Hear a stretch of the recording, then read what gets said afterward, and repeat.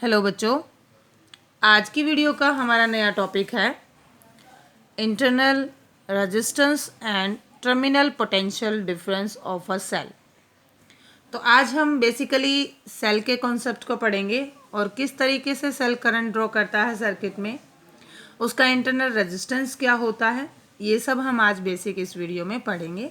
So let's start with the new topic that is about cell. देखो आपने cell देखा होगा जो आप घड़ी में या किसी इलेक्ट्रिक सर्किट में यूज़ करते हैं, इस तरह का। इसका ये एक पॉजिटिव टर्मिनल होता है और एक ये नेगेटिव टर्मिनल होता है, जिसको हम ड्राई सेल कहते हैं। ज़रूरी नहीं सेल ऐसा ही रहे आपका, कोई इलेक्ट्रोलिटिक सॉल्यूशन से बना भी हो सकता है, लिक्विड भी हो सकते हैं, जैसे आपके इन्वर्टर की बैटरी में लगे हुए हैं सेल। तो बेसिकली हमने एक कॉन्सेप्ट के लिए इसको ड्रॉ कर लिया और आपने इलेक्ट्रिक सर्किट में इस तरीके से सेल की नोटेशन को देखा होगा कि एक पॉजिटिव टर्मिनल होता है और एक नेगेटिव टर्मिनल होता है। तो जो टर्मिनल है सेल का, ये पॉजिटिव टर्मिनल अगर हम किसी वायर से कनेक्ट करते हैं, मान लीजिए हमने इसको कंप्लीट कर दिया विद सम रेजिस्टेंस आर, तो करंट सर्किट में फ्लो करता है वायर के अंदर in the wire from positive to negative terminal of your cell। तो आपको पता है कि ये करंट की डायरेक्शन रहती है पॉजिटिव टू नेगेटिव।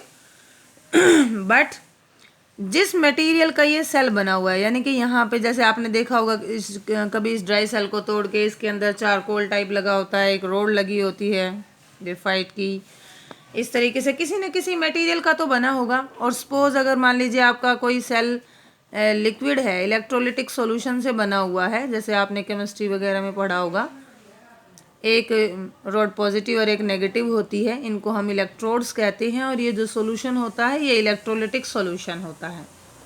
तो हम बेसिकली इलेक्ट्रोलिसिस नहीं पढ़ रहे हैं यहाँ पर, मैंने जस्ट एक आपको इंट्रोडक्शन दिया है। तो सपोज कि जो अब आप सेल को कनेक्ट कर देते हैं सर्किट में, तो करंट फ्लो करता है पॉजिटिव टू नेगेटिव।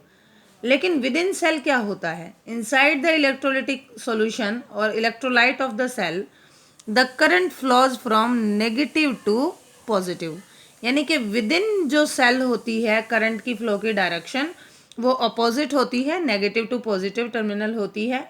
ये ऐसा ही है कि जैसे जब वायर अपोज करता है फ्लो का करंट का, इसी तरीके से इलेक्ट्रोलाइट भी अपोज करता है इस फ्लो के करंट के फ्लो का, और यहाँ पर एक रेजिस्टेंस क्रिएट करता है, और इस रेजिस्टेंस को ही हम इंटरनल रेजिस्टेंस कहते हैं। यानी कि जिस भी मटेरियल का सेल बना हुआ है वो करंट के फ्लो का अपोज करता है, और उसी प्रॉपर्टी की वजह से यहाँ पर एक रेजिस्टेंस क्रिएट होता है, और उस रेजिस्टेंस को हम इंटरनल रेजिस्टेंस कहते हैं।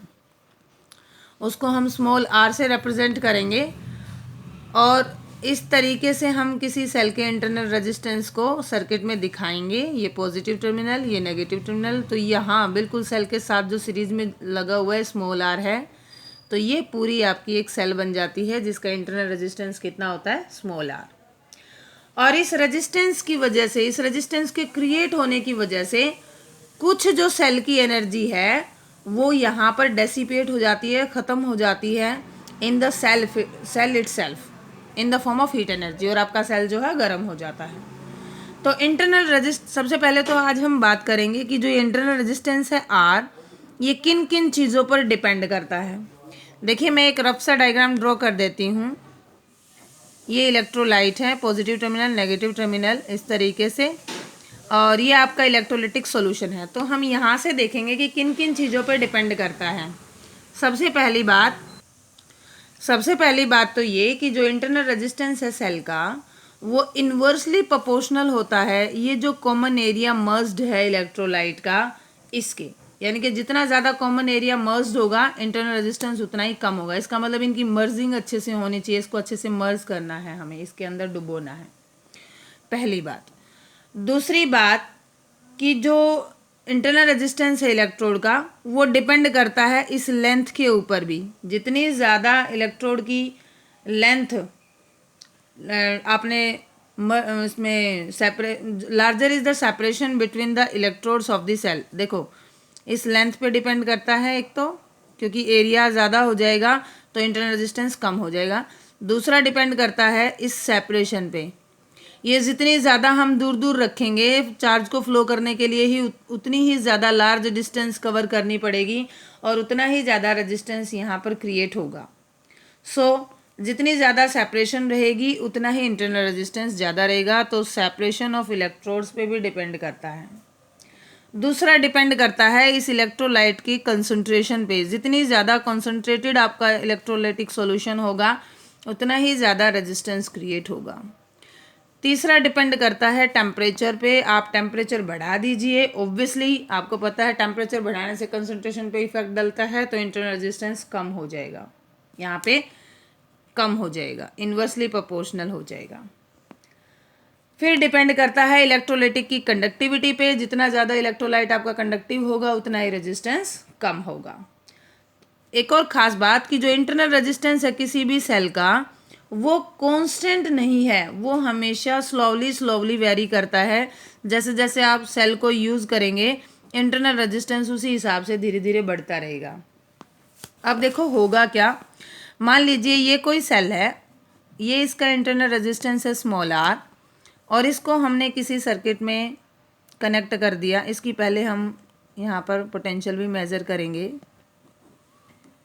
पैरेलल में वोल्टमीटर लगा दिया, यू कैन सी यहाँ पर हमने एक एक्सटर्नल रेजिस्टेंस इसके अक्रॉस लगा दिया जिससे हम कोई डिवाइस चला रहे हैं, और ये एक एमीटर भी लगा देते हैं करंट को मेजर करने के लिए। तो देखिए अब ईएमएफ की वजह से करंट ड्रॉ होगा ऐसे पॉजिटिव टू नेगेटिव सर्किट में। ये पूरा आप एक सर्किट मान सकते हैं जिसमें सेल है और उसका इंटरनल रेजिस्टेंस आर है। तो आपके पास यहाँ पर बेसिकली दो सर्किट बन गए हैं। एक तो ये जो इंटरनल सर्किट कह सकते हो जिसको आप सेल का, और एक ये जिसके अक्रॉस आप करंट दे रहे हो, ये आपका एक्सटर्नल सर्किट है। तो बेसिकली जो सेल की एनर्जी है ई, वो दो तरीके से यूज होगी, एक तो इंटरनल सर्किट में और एक एक्सटर्नल सर्किट में। अब इंटरनल सर्किट में कैसे यूज होनी है, एक्सटर्नल में कैसे, लेट्स सी। देखिए यहाँ पर जो वोल्टमीटर है ये इस ईएमएफ जो आपकी सेल है इसका ईएमएफ दिखाएगा। वैसे तो वोल्टमीटर को हम ईएमएफ के लिए नहीं वोल्टमीटर के लिए यूज़ करते हैं। मैं इसका कॉन्सेप्ट भी आपको बताऊंगी, क्योंकि वोल्टमीटर का रेजिस्टेंस बहुत हाई होता है तो ये सेल का कुछ ही करंट ड्रॉ करता है अपने अंदर, लो वैल्यू लेता है इसके करंट की। दैट्स वाई हम कहते हैं कि ये लगभग ईएमएफ की वैल्यू देता है, एग्जैक्ट नहीं देता लेकिन लगभग बराबर देता है। चलो इसके बारे में हम आगे बात करेंगे। मान लीजिए जो करंट है ईएमएफ ड्रॉ कर रही है, वो करंट ड्रॉ कर रही है आई, और किसी टी टाइम बाद हम चार्ज की फ्लो देखते हैं सर्किट में। तो आप जानते हैं I is equal to Q by T, तो यहाँ से कितना चार्ज हो जाएगा I इंटू टी।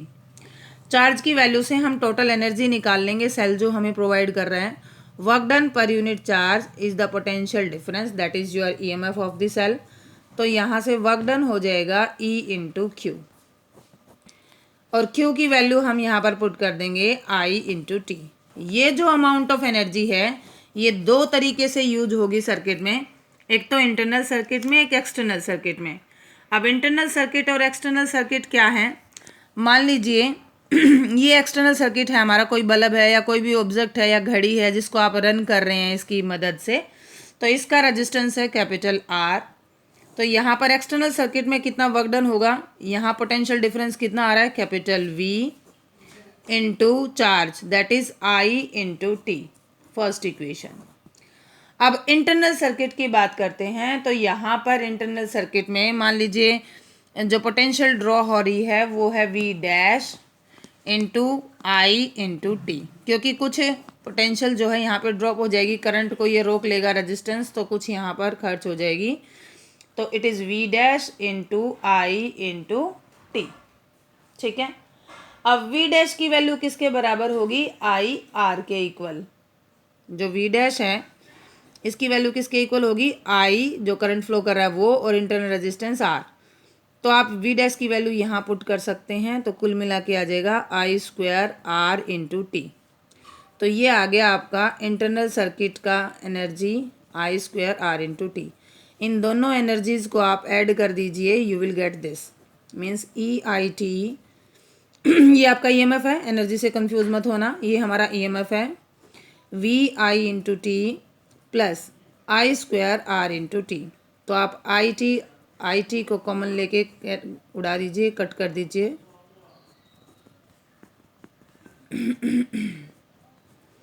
इस तरीके से तो आपका EMF किसके इक्वल आ जाता है? V प्लस IR के।